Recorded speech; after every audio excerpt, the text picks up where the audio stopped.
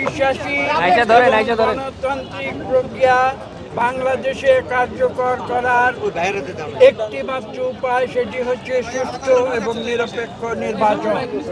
এই সুষ্ঠু এবং নিরপেক্ষ নির্বাচনের মাধ্যমে বাংলাদেশের মানুষের যে ইচ্ছা তার স্পষ্ট প্রতিফলন হতে হবে।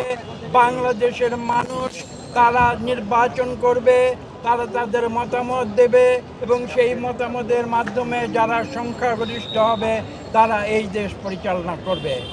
এই বাংলাদেশে মানুষ শুধু আজকে নয়, আপনারা বাংলাদেশের হাজার বছরের ইতিহাস দেখুন, এই বাংলাদেশের মানুষ কখনো জুলুম, অত্যাচার, নির্যাতন সহ্য করে নাই। তারা প্রতিবাদ করেছে এবং তারা স্বাধীনতার জন্য একবার নয় বারবার যুদ্ধ করেছে।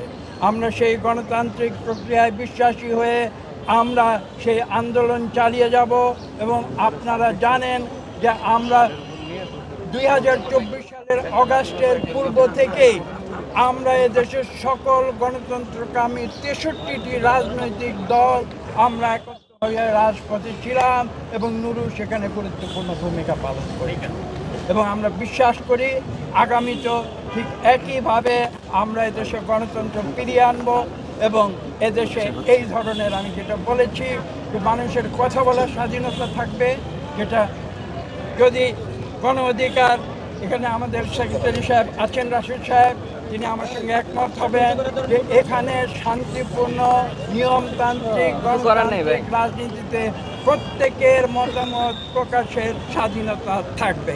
এখানে কারোকে গায়ের জোরে তার মুখ বন্ধ করা যাবে না।